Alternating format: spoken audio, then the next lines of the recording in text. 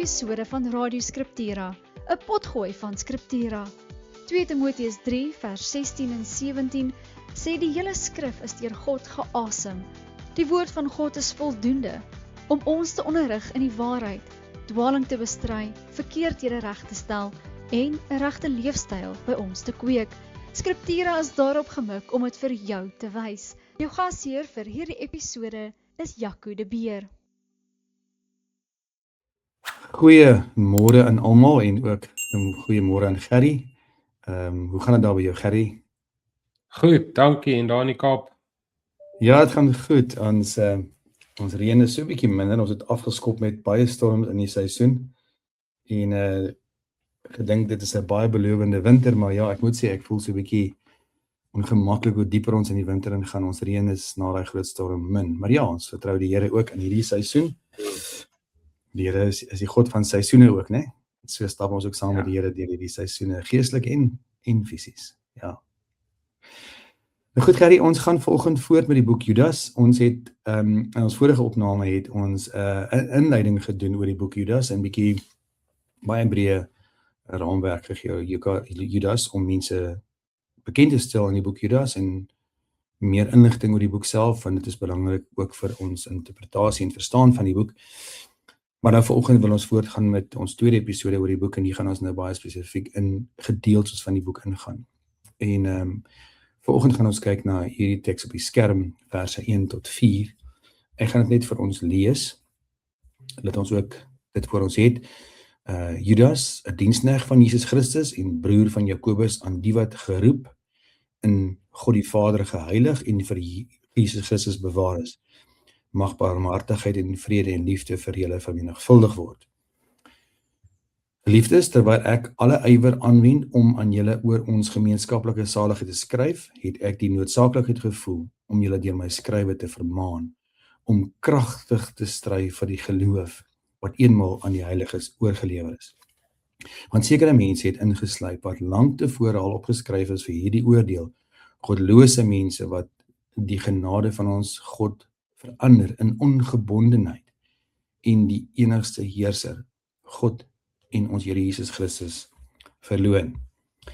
Sterk woorde, Gerry, wat Judas hier skryf. Is duidelik dat daar iets is in die gemeente vir wie hy skryf, of vir die gelowiges wie hy skryf, wat regtig 'n diep saak is, wat hom diep roer, 'n wigtige saak.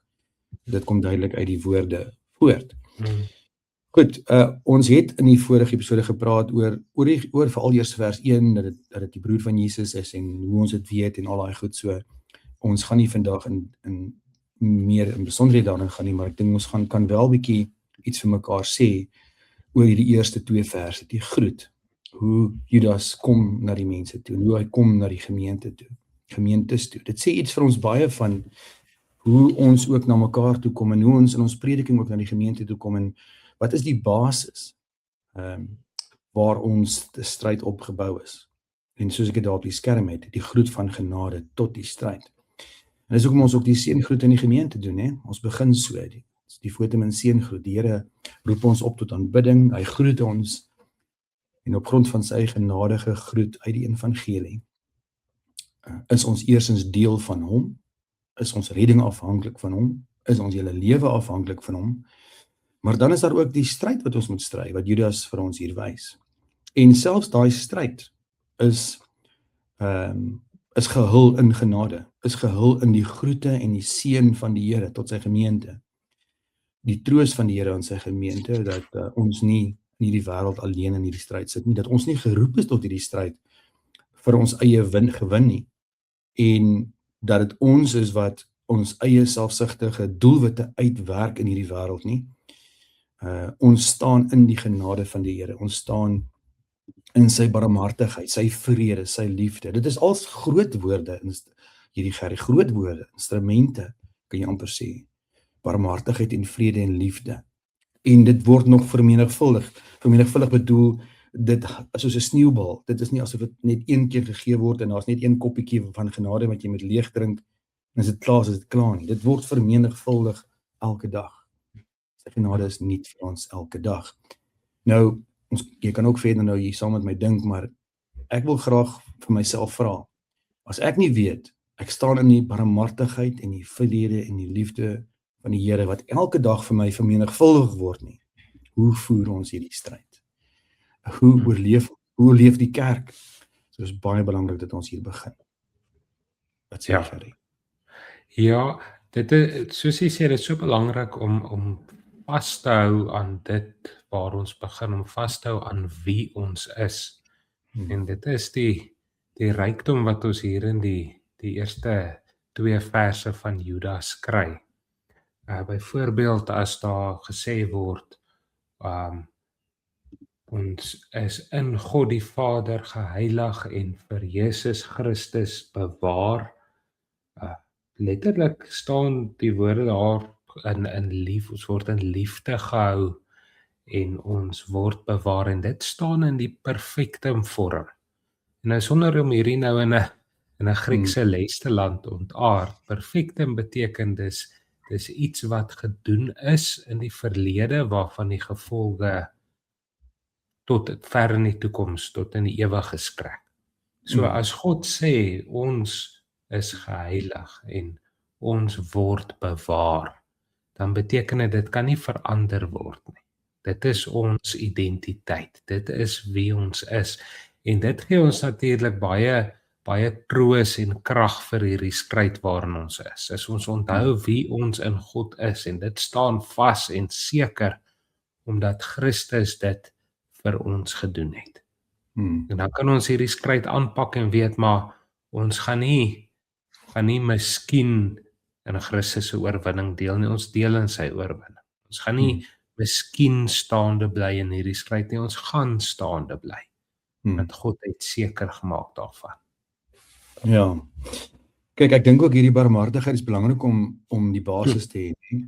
Want as jy jou eie verlossing in die Here verstaan, waarvan jy gered is, dis soos Spurgeon een keer gesê het, blykbaar het hy een keer gepreek en toe kom daar 'n baie losbandige vrou verby.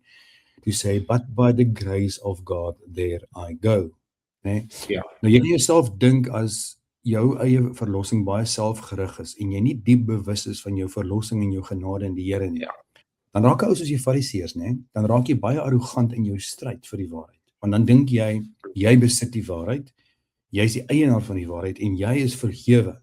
Jy kyk neer op mense en soos die Fariseër vir die tollenaar gesê het, ek is maar bly ek is nie soos hy nie. En dan begin ou praat oor ander kerke en ander mense en ander dwalinge en kultusse, so gevaarlik as wat dit is. En nie dat 'n mens nie hard daaroor moet praat nie, want Jesus het maar baie hard gepraat en Paulus praat op plekke baie hard. Galasiërs en Efesiërs, waar hy waarsku oor die dwaling, veral in Efesiërs, hy sê as daar iemand na jou toe kom, selfs 'n engel uit die hemel, en hy besmet en verdra hierdie evangelie, vervloek is hy. So is 'n harde woord. Ek meen, dit beteken nie omdat ons in barmhartigheid en genade is, en dit is ook, kom ook later in die brief uit, die misbruik van genade, wat nou weer na goedkoop genade lei. Dis nie wat ons hier, die genade waarvan ons hier praat nie. Ons is hier in 'n stryd, beteken ons gaan dinge sê, wat soms reguit en duidelik is, en ook hard is. Paulus skryf op plekke, en hy noem name, hy sê, bly weg van hierdie mense af, hulle maak so en so en so. Maar dit hou ons in 'n nederige posisie, dat ons weet, ons afhanklikheid is van die Here alleen.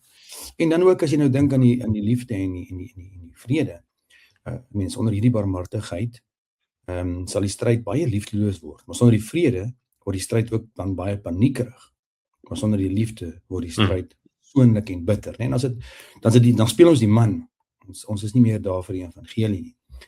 So, dit is my pragtig hoe Judas het hier begin, en ons moet dit altyd onthou, in apologetiek, as ons met apologetiese temas werk, want dit is waarvan uit ons werk, en hoe ons hierdie stryd aanpak.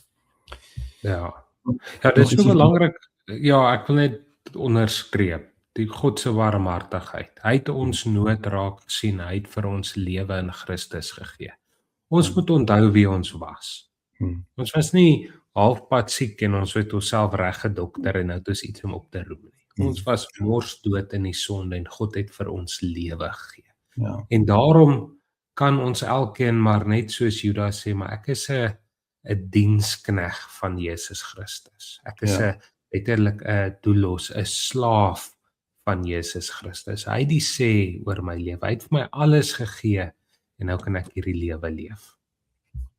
Ja, ek het laas keer ook aan daai teks gedink en ek dit val nou in my kop en maar ek het ongelukkig nie die spesifieke teksverwysing. Ek dink Paulus sê dit in Korinte, waar hy sê ons kan niks vir die waarheid doen nie, in die sin dat ons die waarheid stel en self bring nie, maar ons kan in diens van die waarheid staan.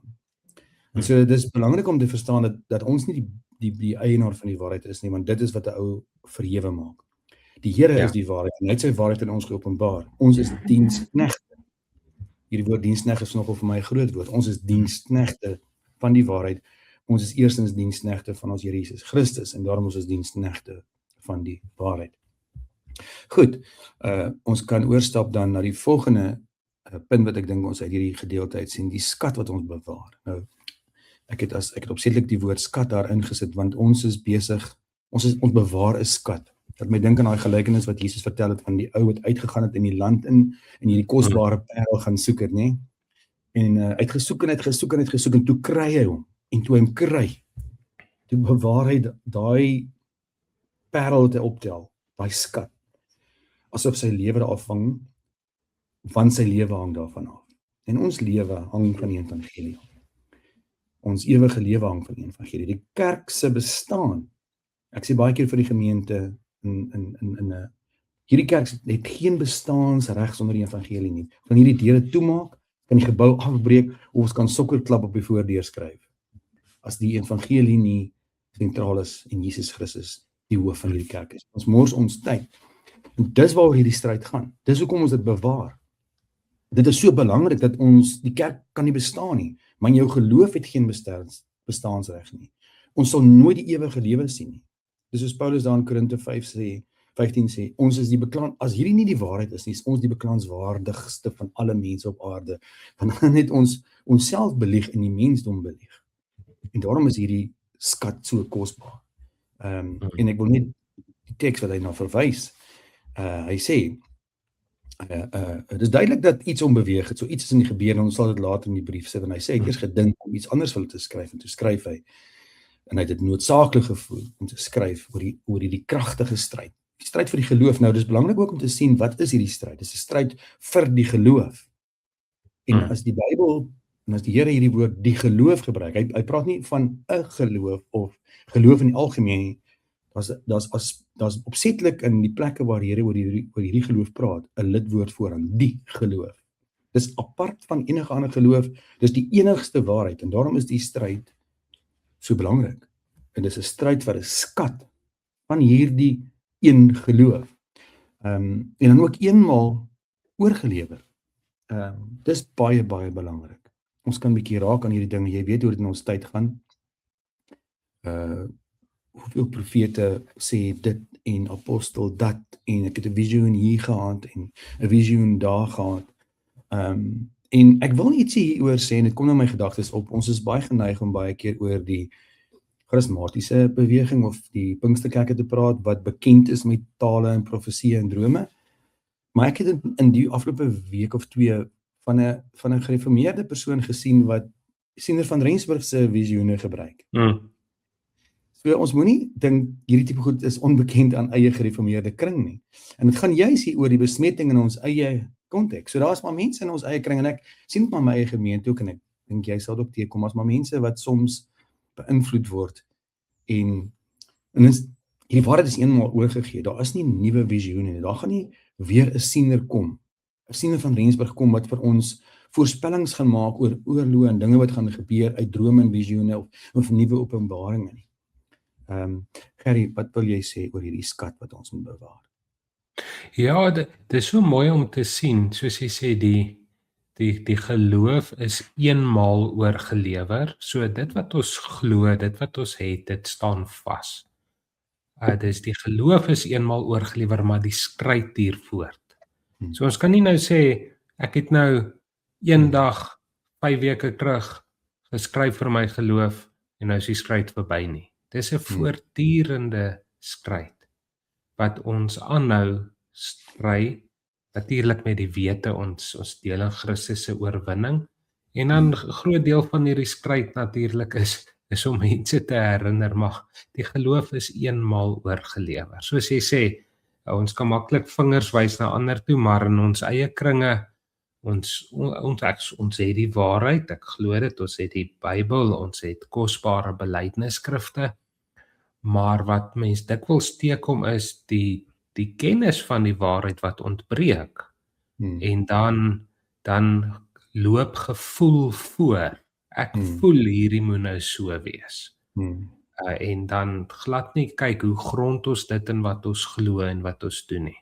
So dis 'n groot uitdaging vir ons deesdae is om hierdie geloof wat eenmaal oorgelewer is te ken, te glo, toe te pas. En dit sien mense op vele vlakke in die samelewing. Mense sien al by kinders hoe hulle al hoe meer sukkel om iets eenvoudig te doen soos om te lees. En dit alles vloei saam. Alles loop saam in 'n wel God roep ons op om te groei in die kennis, om te groei in die geloof, en daarvoor moet die basiese dinge in plek wees, en daarvoor moet ons as ouers natuurlik ernstig waak. Wat gee ek vir my kinders? Hoe bedien ek hulle met die woord? Ek is hierdie week besig, as die Here wil, preek ek Sondag oor die tweede gebod waar hy sê hy is jaloerse God. En hy besoek die sondes van die vaders aan die kinders, aan die derde en die vierde geslag. En dis skrikwekkend. Ek dink maar, my verkeerde optrede kan gevolge hê, nie net in my kinders se lewe, maar ook in my kleinkinders se lewens. Wys hoe belangrik dit is, maar skryf vir die geloof, ken die geloof, maak oop jou Bybel, lees, bid, dink daaroor. Ja, ek sien ook dat Judas hier sê, dit is die waarheid wat, die geloof wat eenmal aan die heiliges oorgelewer word. Dit is meervoud, so dis die kerk. Dit is nie individue nie, dit is belangrik dat ons dit raak sien, Gerry. Dit is nie ek en jy wat op my eie muurshoop stry, en dis baie gewild in ons tyd, veral met YouTube en TikTok en al hierdie goede, predikers en elke prediker wat sy eie storie het, en ouens wat, jy weet, ek sien baie mense wat losstaande van die kerk, jy is 'n goeie spreker, en dan begin later na te byeenkomste en konferensies reël, en gou verander jy in bediening van so en so, en as jou naam dan gekoppel, is die bediening van Piet of bediening van Koos, en dan is jy die ou wat, jy weet, jy's op YouTube en jy's op TikTok, en mense luister na jou, jy's baie keer nie eens in 'n kerk nie, die mense wat ook in jou kerk is, luister na jou, en hulle kom na jou toe, doen nie maar jy gehoor wat sê daai ou, en later is dit asof dat daai ou gesê het, meer belangrik is as die preek wat op Sondag gebeur. Hierdie waarheid van die Here, hierdie geloof is gegee vir die kerk, wat my dink aan, is dit 2 Timoteus 3 vers 15, of 1 Timoteus 3 vers 15, die kerk is die houer en die ondersteuner van die waarheid. Daar waar Paulus ook praat wat die kerk is, en hy praat oor hierdie waarheid, en hoekom ons die woord moet predik, is dat die kerk is die plek wat die Here gegee het, waar hierdie skat bewaar sal word, en ook verklaar word aan die wêreld, en verkondig word aan die wêreld. En die kerk is ook gesamentlik gelowiges wat in een liggaam vasgebind is, en dan ook in 'n plaaslike gemeente uitdrukking kry, saam in die stryd hier, né? Ons is skouer aan skouer, ons is lê saam in die loopgrawe, ons is nie alleen in die stryd nie.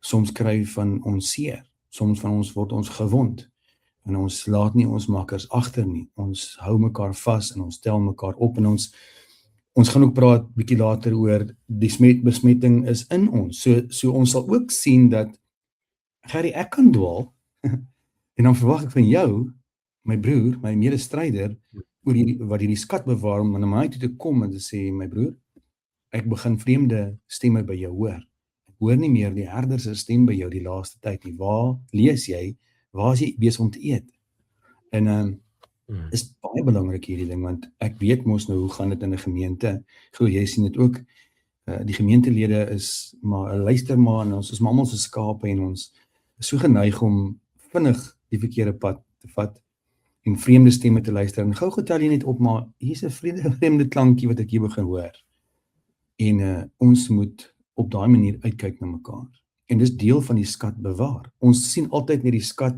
bewaar, en die stryd na buite.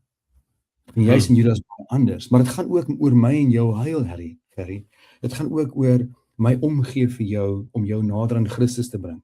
En te sien, jy's besig om verkeerde goed te lees wat jou op die verkeerde pad sit. Jy's besig om die gesonde belydenis te versaak. Om dit vir jou in liefde te doen. So dit gaan ook oor hierdie mense onder die kerk en in die kerk wat insluip, hierdie leefwolke waarvan hy praat later, hierdie mense wat nie gered is nie, wat regtig daarop uit is om verdeeldheid te bring, maar ook die evangelie te besmet. Maar dit gaan ook oor die stryd dat ons mekaar vashou en nie dit gaan nie, en nie toelaat om af te wyk nie. Goed, voor ons voorgaan na die volgende punt, jy dalk nog ietsie wat jy op hierdie een wil sê? Ja, ek kan maar net weer bevestig wat jy gesê het, hoe belangrik dit is om te sien, die opdrag word hier aan die kerk gegee. Ek kan nie los van die kerk dink, ek gaan vas staan. Een van my vriende vertel nou die dag, met mense gepraat het wat ook so daarvan nou om eerder videoetjies te kyk op 'n Sondag as om kerk toe te gaan. Wat hulle net later in die gesprek van hom gesê het, maar hulle kry nogal koud. Dus ek vir hulle, sit dan maar net 'n video van 'n vuur wat brand aan en dit sal hy jou moes warm maak. Dis 'n idee wat baie mense ongelukkig oor kerk het. So ek kan maar net daardie bevestig, die stryd word deur die kerk gevoer, en soos ons nou in vers 4 dan ook sien, ongelukkig ook in die kerk. Ja.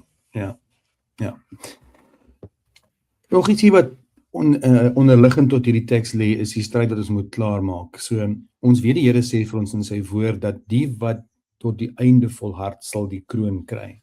Nou, dit beteken nie dat as jy nou swak stry, of jy is nou iemand wat op die kantlyn staan, want jy wil nie, en so, dat jy nie gered is nie. Die punt wat ek wil maak, is dat deel van ons geloof, deel van die geloof, is om te volhard.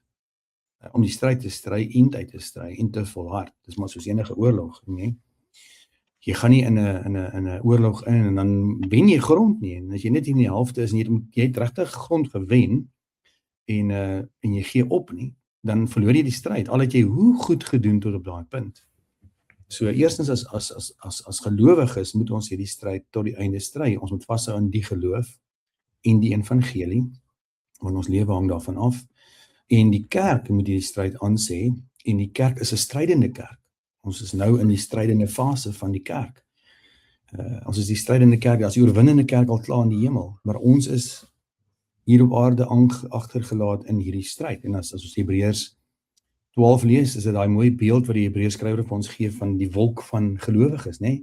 En die beeld daar was juist die stadion, amper soos die Olimpiese spele, en dat jy hierdie stadion ingehardloop kom, soos met die Comrades wat nou onlangs klaar is, en hoe die mense jou toejuig, en hierdie skare, die oorwinnende kerk wat in die hemel sit, roep ons op tot hierdie stryd, om die wedloop klaar te maak. Nou in daai tyd wat jy het hierdie, ook hierdie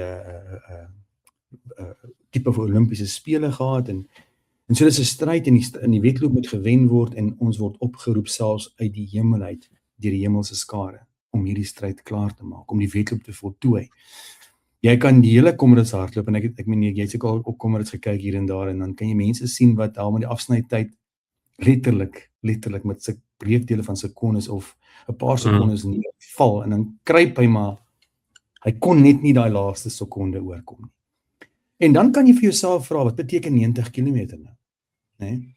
As jy einde van die dag 90 km gehardloop, en jy kan die laaste sekonde nie oor die wedloop kom nie, wat beteken jou hele lewe dan? So jy kan so baie vir die evangelie doen, en gee, maar as jy nie volhard tot die einde toe nie, dan is dit amper toeloos, En so, die oproep hier is regtig 'n stryd wat die kerk in is tot die einde toe, tot Jesus Christus terugkom, en ons moet dit klaar maak.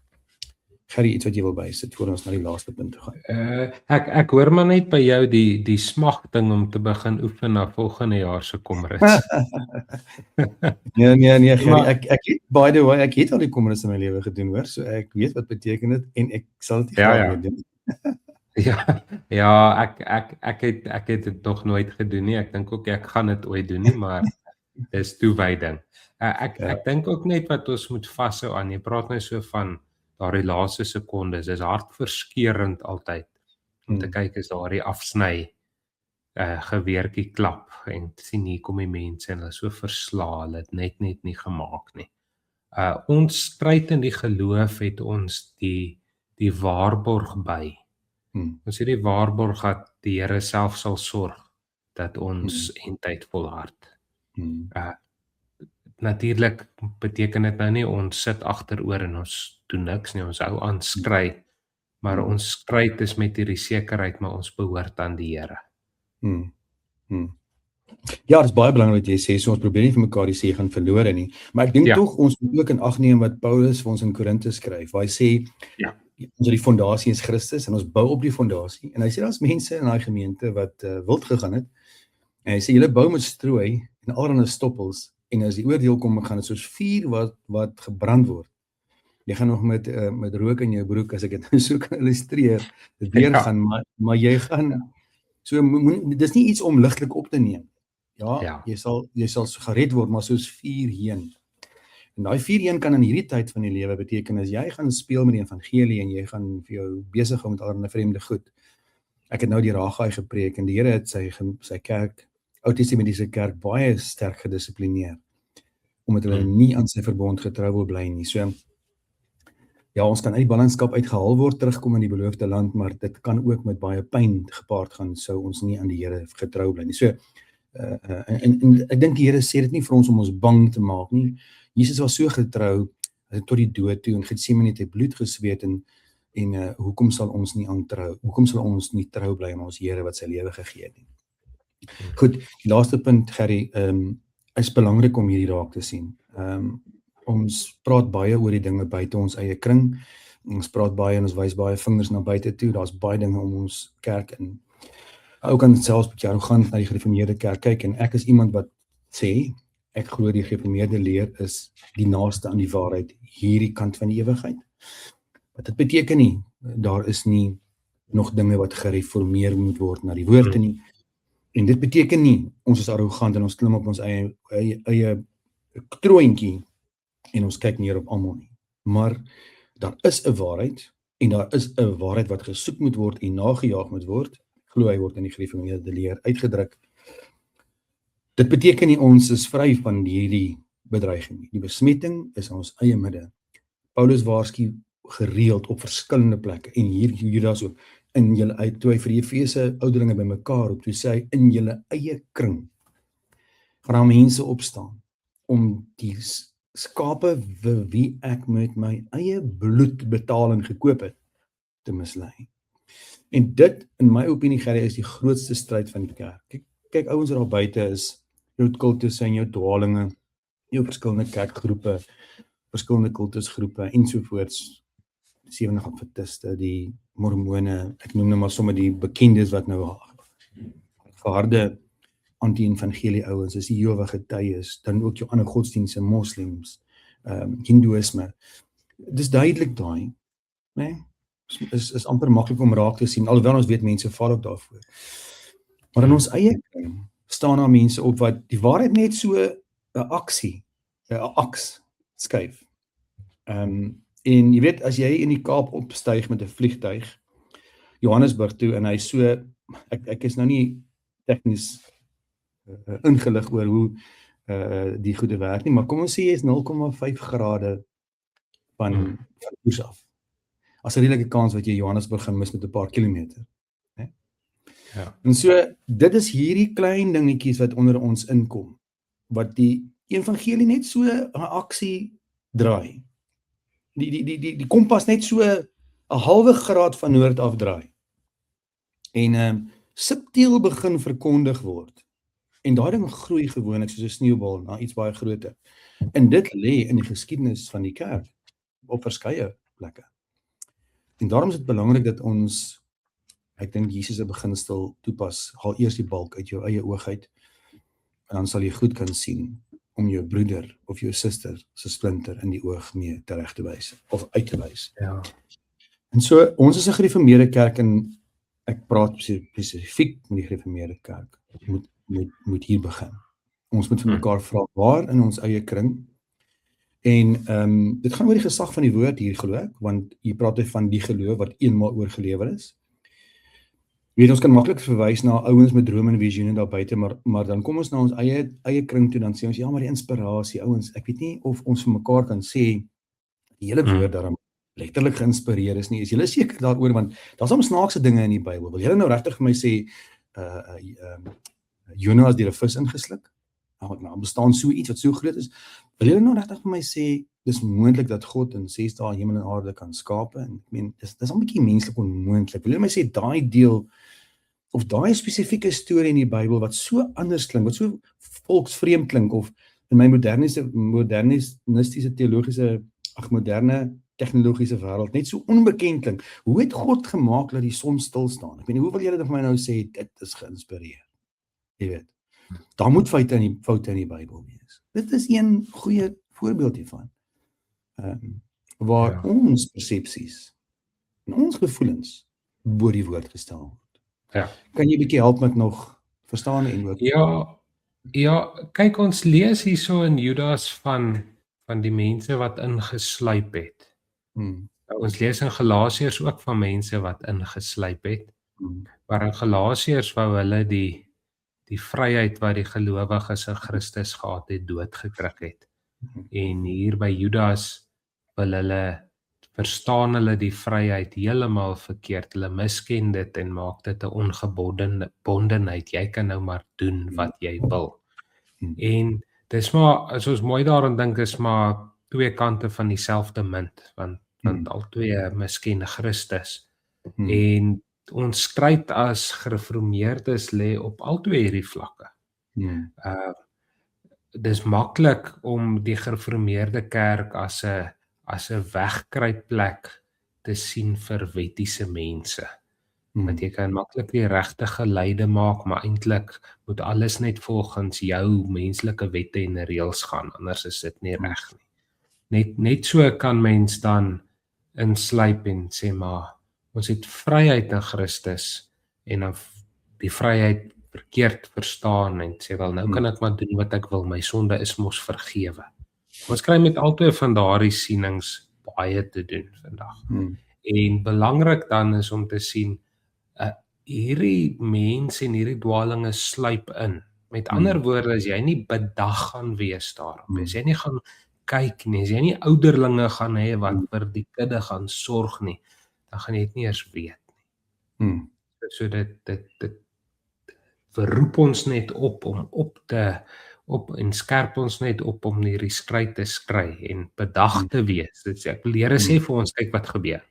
En dan nie bang te wees om dit aan te spreek nie. Ek dink ons gebruik baie keer liefde as 'n verkeerde verstaan van liefde as 'n verskoning om nie reguit en duidelik op te tree en sê, wel, hierdie is nie die waarheid nie. Dit hoort nie by ons nie. Ja, ek dink die ingesluip prentjie of beeldspraak wat hy gebruik is nogal baie beskrywend. Ek het, terwyl jy gepraat het, gedink aan hoe loop water. I mean, daar's klein krakies. Water loop partykeer, as jy in 'n sementblad het en jy gooi water op, dan is daar partykeer haarfyn krakies in 'n sementblad, en die water het 'n manier om deur elke klein skreefie te gaan wat jy nie eens met jou oog kan sien nie, né? Maar hy vind sy weg. So dis amper so hierdie dat ons moet baie bedag wees, want dit is die vorm wat dit aanneem. Dit sluip stadig maar seker in elke klein krakie wat daar mag wees, en daarom moet ons daarvoor uitkyk.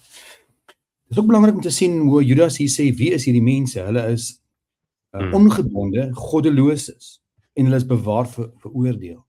Hulle is al lank tevore opgeskryf. Nou hier hoor ons ook 'n stuk van uitverkiesing en soewereine genade. Dit is 'n moeilike teks om te verwerk, maar dis ook 'n realiteit. Dit wys ook ons die Here se soewereiniteit self oor die dwaling en dwaaleers.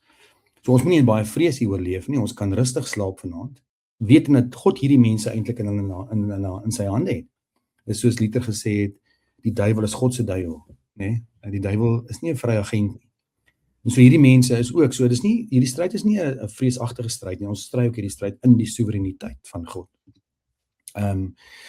Maar ons lees ook hier die karakter van hierdie dwaling, dis ongebondenheid. So dit klink amper soos 'n hypergenade, die mense, en jy het genoem daarna, waar hulle vryheid in Christus kom steel. So Die Here het gesê, ons gaan nie meer met seremonies en wette en allerlei goede, ons verlossing was nog nooit afhanklik daarvan nie, en ons gaan nog nooit, dit gaan ook nie nou so wees nie, so, die was mense wat gekom en gesê dalk, maar jy kan nou maar leef soos jy wil, jy weet, ons die genade is so vry en kragtig, jy kan maar in sonde leef, en dit maak nie meer effek nie, want jy is mos nou maar gered, dit is heel ongebondenheid. Jesus het gesê, as julle my lief het, sal julle my gebooie bewaar. En hy koppel dit aan die stryd en hierdie ongebondenheid, dat Christus is koning, hy regeer. As jy gered is jy onder sy koningsheerskappy. Hy regeer as koning van jou hart. En Jesus het met die ryk jongman duidelik sy koningsheerskappy gestel. Daar was nie 'n 50-50 ooreenkoms. Okay, jy kan ook so 'n bietjie van dit verhou en vat, en ek sal dan nog steeds jou Here wees. Dit is 'n heerskappy wat alles oorheersend is. Christus is die Here. En hierdie dwaling verloon Christus. Dit is die kern van enige dwaling. Dit verloon Christus op verskillende vlakke, of sy volbragte werk, of sy heerskappy, of sy woord, of die gesag van sy woord. Al die fasette wat aan Christus koppel, is maar die sentrale karakter in dwaling. Goed, Gerry, dit is tot waar ek kom. Ek weet nie of jy met 'n laaste woord vir ons wil afsluit nie. Nee, ek dink maar net om vas te hou aan wie ons is. Ons is geliefdes van God, ons word veilig bewaar, niks kan dit verander nie, en daarom kan ons aanhou stry vir die geloof wat oorgedra is eenmaal. Ja, kom ons sluit af met hierdie laaste woord. Die Here Jesus Christus is die enigste heerser, die almagtige heerser. Ons is sy kinders, ons is in sy hande. Jesus het gesê, ek en my Vader hou julle vas, en niks en niemand sal julle uit my hande uitruk nie. Hy het gesê, ek sal my kerk bou, en die poorte van die hel sal nie daarteen kan standhou nie. So, ons is in die rus van ons Vader, ons is in die rus in die hande van ons Here Jesus Christus, die koning, en ons stryd is nie 'n verlore stryd nie, ons word meegevoer in die oorwinning van sy stryd wat hy reeds behaal het, aan Golgotha. Hou goeie moed, gelowige, mag hierdie boek jou bemoedig verder, en mag jy aktief in hierdie stryd stry, met vrede, liefde en barmhartigheid. Totsiens.